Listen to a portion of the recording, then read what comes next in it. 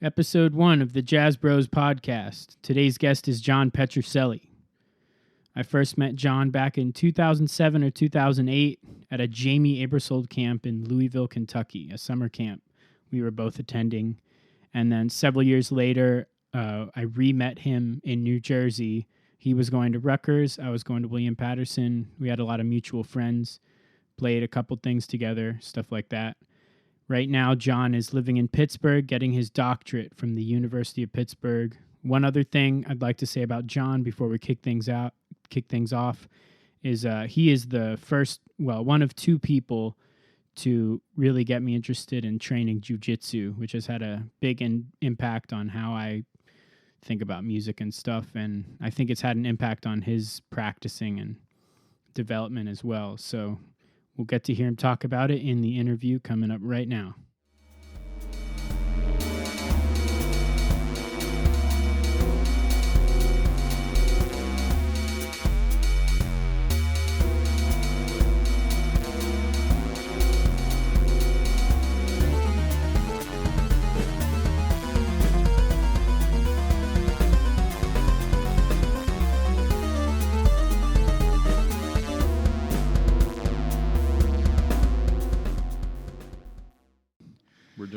Yeah, we're doing it. All right, I'm here with John Petrucelli, saxophonist, scholar, practitioner of Jiu-Jitsu. It's true. Happy to be here, man. What do you got to say about yourself? So much, so little. I think, first of all, I'm living in Pittsburgh right now. I'm trying to complete my PhD in music at University of Pittsburgh. So in addition to trying to finish my PhD, I've been traveling all over the world, playing music, a bunch of different projects, including my own album that led to a tour of China and beyond with some of my closest friends and musical associates. And as you mentioned, I also I teach at the University of Pittsburgh and present at different academic conferences. And let's see, and Jiu-Jitsu. Martial arts has been a big part of my life since about 19 years old. So what's that, 9 years? Yeah, we were talking about this, I think, earlier this week. I calculated it out. I think my first class was in January 9 years ago, so I'm approaching that 9-year anniversary. Was that back in Virginia? Or? That was, yeah. So just to give people a little bit of background, if you don't know me, I grew up in New Jersey and went to school for my undergrad at the University of Virginia.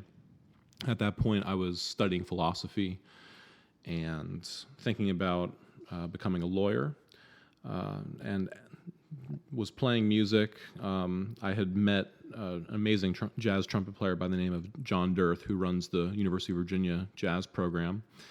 And he was super supportive. He has had a weekly gig at Miller's, which is this famous bar and performance venue in Charlottesville, Virginia. I had been sitting in with him for several years and gigging when I could. And along the way, I found a amazing teacher named Tim Redden, who is a black belt in Judo and very active on the. He was an active competitor on the Olympic circuit in the United States and abroad, and also a highly renowned coach. And I was lucky enough to start my practice with him. So you started in Judo or I Jiu-Jitsu? did. Yeah, Judo was my initial entree into martial arts. And in fact, my first Jiu-Jitsu class was actually a complete failure. I hated Jiu-Jitsu when I started it. I had kind of gained a reputation in Charlottesville at a certain point as a judo competitor. I'd won several tournaments and was doing quite well, even as just like a hobbyist, essentially. And the Jujutsu program was run out of the same mat space, just at different times, staggered times, obviously. And so my first Jujutsu practice, I came in sort of with a bit of an ego, you might say, about my skill level. And about 5 wrist locks later, I was totally disinterested in Jujutsu. I kind of got bullied around on the mats a bit. Who was wrist locking you? White belts or colored belts? They were colored belts. I'll give myself that, like blues and purples. But I mean, first of all, I was shocked. I mean, I did not expect the skill difference to be that high. I thought I was going to be able to hold my own to a certain extent, and I was. My life was in other people's hands. Yeah. I think I could definitely say. I know that feeling. And you know, if you've practiced martial arts before, there's that element of. I mean, it is like bullying to a certain extent, where you know that the person that you're sparring with has a higher level than you, and they could submit you at any time. But instead they don't. They do something, they approach it in a very deliberate way. And for me, like I said, my first class was getting wrist locked the entire time. Every single person I rolled with. To this day, I don't know. But what ended up happening was I had an injury at a certain point with judo. I hurt my back, and that kind of threw into doubt, some of my reasoning for, continuing to compete. And was the injury in competition or in training? It was in competition, but it was an illegal throw, and there was like some hard feelings. But it was against someone who I had previously competed with and beaten, and I think again the entry of the ego into the equation, right? It can lead people to do things that it doesn't put us in our best, cast us in our best light, right? But regardless, I got injured, and I started dialing back the amount of judo that I was doing, but I was kind of finding that hole in terms of martial arts that had been filling at that point. And one of my friends mentioned to me kind of offhand, why don't you come back and just give jiu-jitsu another chance? And that was sort of like the defining moment for me when I went back. I think it was just one of those things they wanted to see if I would come back. And when I did, I haven't stopped training since.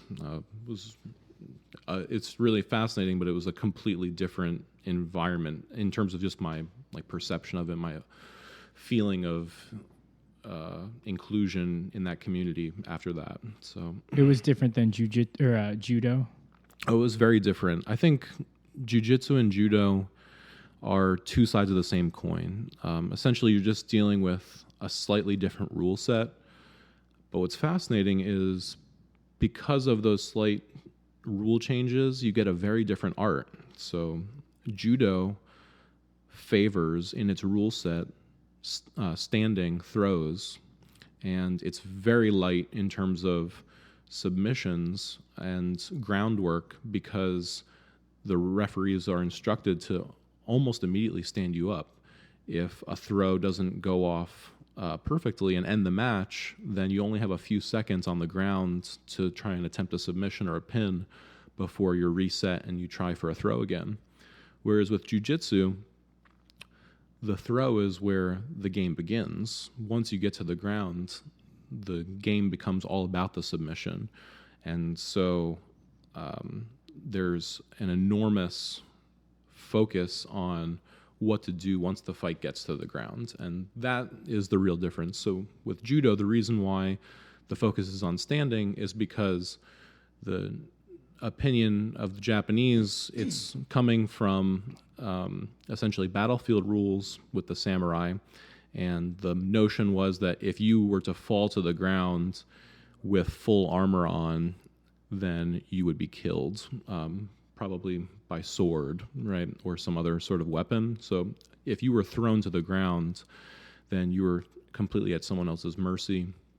Obviously, we're not wearing combat gear when we're sparring. Unless now. You count the gi. Right. If you count the gi, some of those gis are pretty heavy and cumbersome, but even then, you're not dealing with 50 to 100 pounds worth of armor. Yeah. And so that kind of factors into it in terms of you have a great deal more mobility on the ground. So it makes it really interesting. And again, they're two sides of the same coin. Training both, I think, is really probably ideal. And I know a lot of people who also train wrestling for jujitsu. Yeah. Yeah, I mean, my jujitsu classes included like judo in them. We would practice our throws before we did any ground game stuff. Yep. And how do you think that if it has had an effect on your musicianship or how you practice or your approach to the saxophone?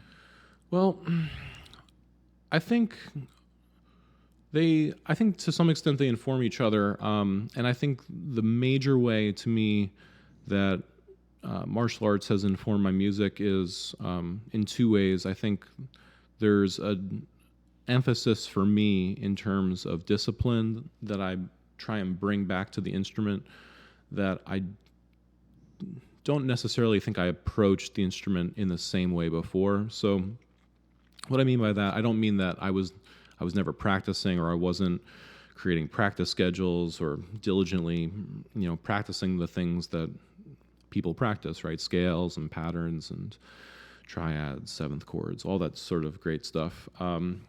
Rather that I think I try and look at music and look at my practice in terms of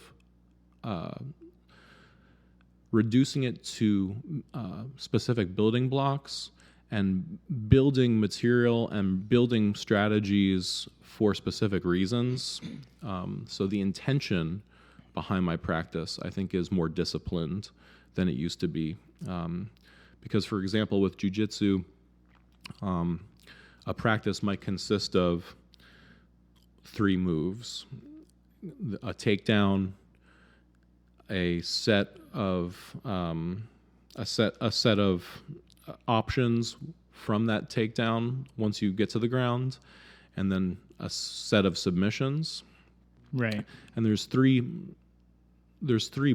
separate moves, but they're not unchained, right? It's a bound cycle. It's a series or a chain of events that happens, and learning them independently is not as useful as learning them together. So right. the presentation of that class to me was really compelling from a musical perspective, because in the past I would approach my practice as perhaps, okay, today I'm going to work on the harmonic major parent scale system. But now I like to think about, why am I working on the major parent scale system and how am I going to apply it, right?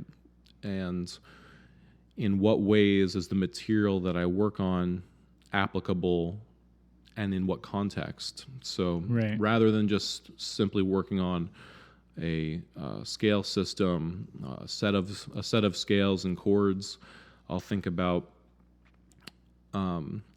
essentially a strategy with which to implement it, and then try and set up my practice in that fashion and chaining different links together, and essentially always trying to conclude with some sort of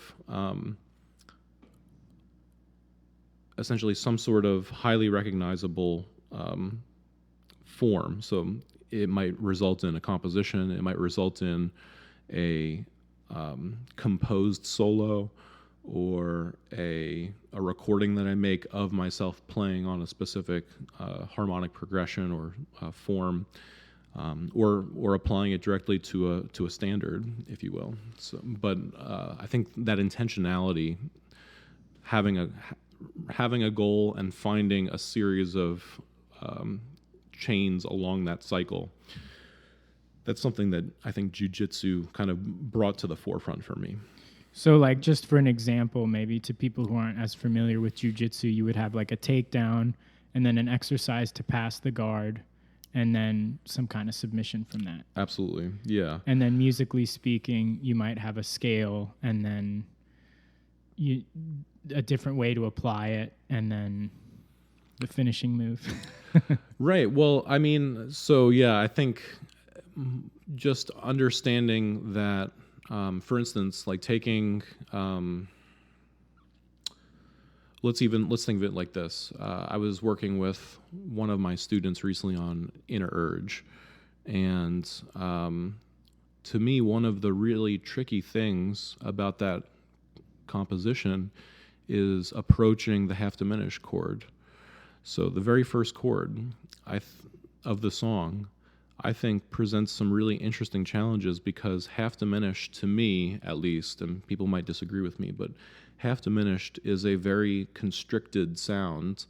There's not much that you can do with it, that if you go too far, you're going to deviate from, you're not going to be in half diminished anymore. Right. So it's a very narrow road, if you will, right. Half diminished. Once you master half diminished and the Locrian scale, right, that's a very specific chord and scale. And I like to think about what else can we do? What other options? Let's, find other ways of approaching this. And so one thing that we were talking about chaining together was the Locrian sharp 2 sound. Right. So bringing in melodic minor, and how we can cause shifts in the quality of sound deliberately in order to kind of get that sort of very iconic half diminished sound, the Locrian scale, and then contrast it with Locrian sharp 2, for example. So cool. All right, so you got some recordings you want to play? Yeah, absolutely. First up, what was it called? Let's listen to Sly first. This is a composition that I completed recently, and it's a project that I've been working on, where I'm trying to go into a different studio to play a different new composition of mine with a different band. How many rehearsals? No rehearsal. No rehearsal. We go in and give it a try, and it's trying to get a studio quality live recording, essentially. Okay. Trying to really, just capture a specific moment of time. And we're going in and we're also videotaping the performances as well, trying to do some little interviews with each member of the band, and just use it for publicity and exposure. Just, where are we now, essentially? Sometimes it's really hard to get albums out every year, and it can be tough just from even just a logistical and organizational perspective to get everyone in the same place for, a whole slate of new compositions. Yeah. And this was sort of a way for me to approach new compositions and get to them faster. Sometimes it can be hard to do that. So yeah, that's the goal. So you want to give me some background on this specific composition or this specific band? Definitely. Okay. Well, the band is incredible. Let me talk about who they are. It's myself. It's a quintet. It's myself on tenor saxophone, Joe Petrucelli on trumpet, who is an amazing Pittsburgh-based trumpet player who's been on tour with Brandon Flowers as of late, the lead singer for the Killers. Patrick Whitehead on keyboard, piano, actually, I should say, on this recording. Anton DeFate on bass. George Hyde III on drums. And that's the band. They did an incredible job with this composition. It's quite slippery. It's a tricky composition. It's called Sly for a reason. And the way I originally approached composing this piece was trying to find a unique approach to the blues. It's something I've been thinking about a lot over my musical career. And to me, it's a defining song form and characteristic, both in jazz. Yeah. It's so important to have an original approach, I think, to the blues. Yeah. Both, again, from a feeling standpoint in your playing, but also from a compositional standpoint. And so this has been one of my attempts at the blues. All right. So we'll play it here.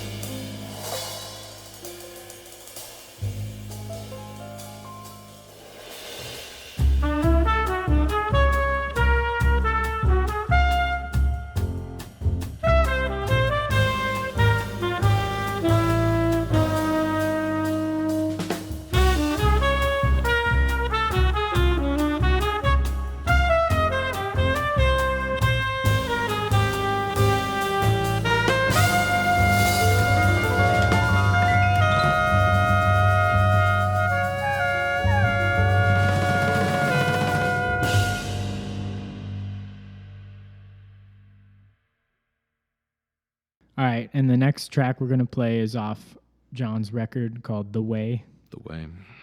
Now, if I remember correctly, Gusten Rudolph on drums. Gusten Rudolph on drums. Peter Park on guitar. That's right. Alex Claffey on bass. Yep.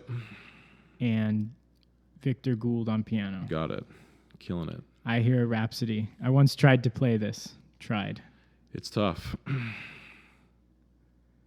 Anything else you want to say about it? Oh, yeah, sure. So, the Rhapsody, man. Besides how tough it is. It is really, really challenging.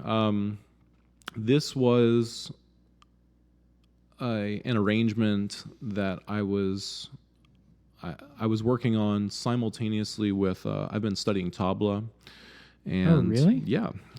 And I've been studying with a local tabla player in New Jersey. His name is Vincent Pierce. He's also an amazing percussionist and plays drum set as well. And I haven't taken a lesson with him in some time. I'm sure if he's listening to this right now, he's like, "Hey man, let's get together, get that next lesson going."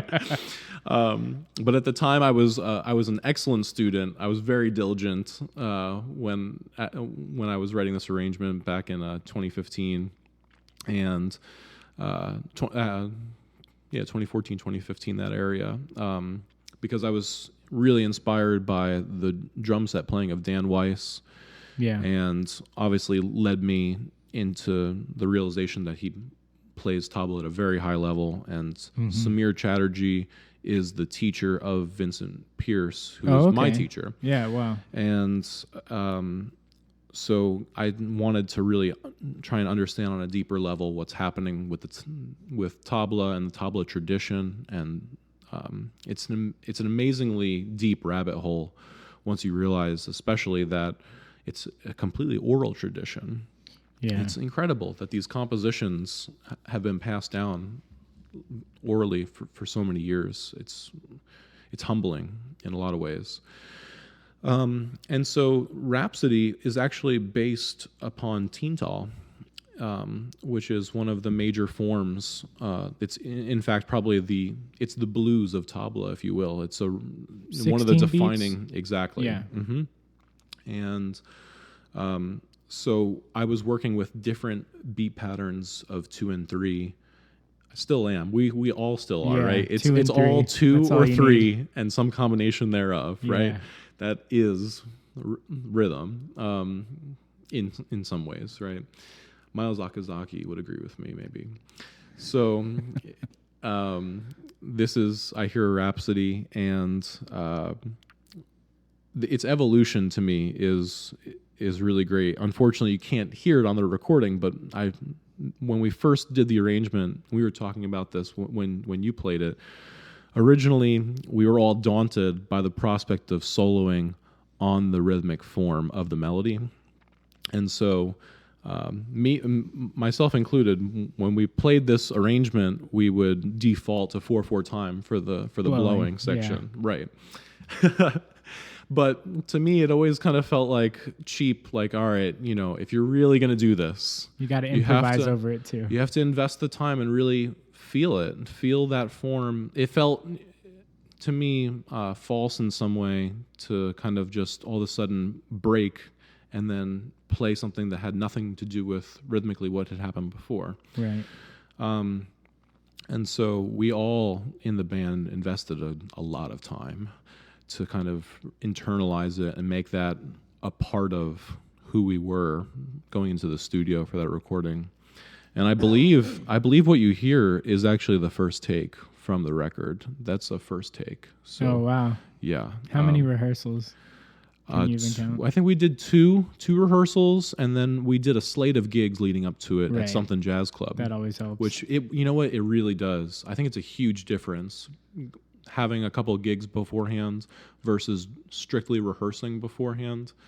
There's always some kinks you don't notice in the rehearsal that come out in a live performance. Exactly, and it gives you an opportunity to go back. Especially, I was sending out the recording to everyone of the gigs, and we got a chance to in our own practice. Okay, here this really needs to be like ironed out. Yeah. But I mean, it was every time I think about that recording session, this is sort of the tune that stands out because of just the shared like effort that we put into this. Yeah, cool. All right, here it is. I Hear Rhapsody as arranged by John Petrucelli.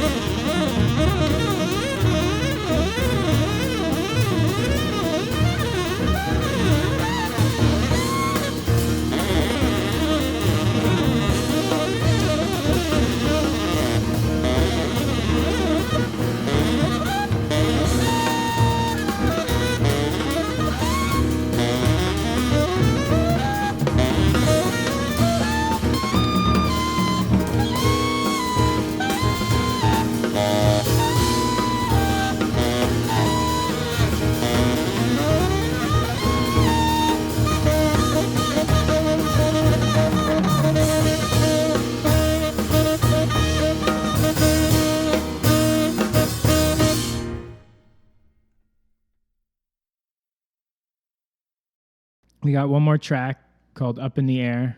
This is a big band recording. It is. So recently I went into the studio with a composer and trumpet player by the name of Kyle Simpson. He teaches at, I believe, Washington and Jefferson College, and he's a good friend of mine. And he has this song, Up in the Air, and the goal of this was to feature myself and also a great trumpet player who's based in Pittsburgh by the name of J.D. Chason. And I've been working with him as long as I've lived in Pittsburgh. For the last 3 years now, we've been playing different gigs, all manner of different styles and genres together. And I think we really have achieved a nice blend of sounds because of that. And so I'm not sure at what point we decided to do this, but Kyle wrote the solo with the mind that eventually we would start playing together. We'd be improvising simultaneously. And I think at some point in the recording session, he told us, just begin together. Just play the whole solo together. And so you're going to hear me, but also with JD on trumpet, kind of approaching this almost as a duet. And this is Kyle's composition, right? This is Kyle Simpson's composition entitled Up in the Air. Okay, cool. From his new album, Something in Between, which is available on CD Baby. There you go. All right, here we go. Up in the Air.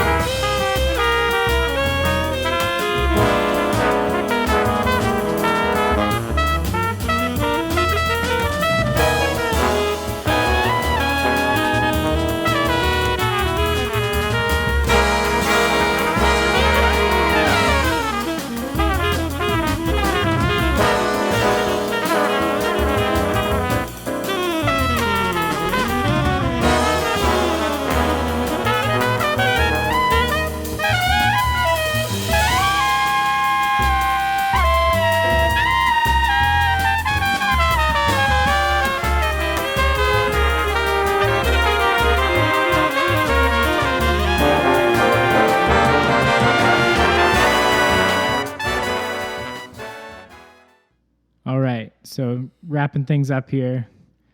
John Petrucelli, you got a record out. When did it actually come out? It came out, I believe, in February of 2015. It's called The Way, and it's available on all the major sources, Amazon and CD Baby, and you can find it on Spotify, Amazon, and in addition to the band on I Hear Rhapsody, Victor Lewis plays on a couple tracks. That's right. He's featured.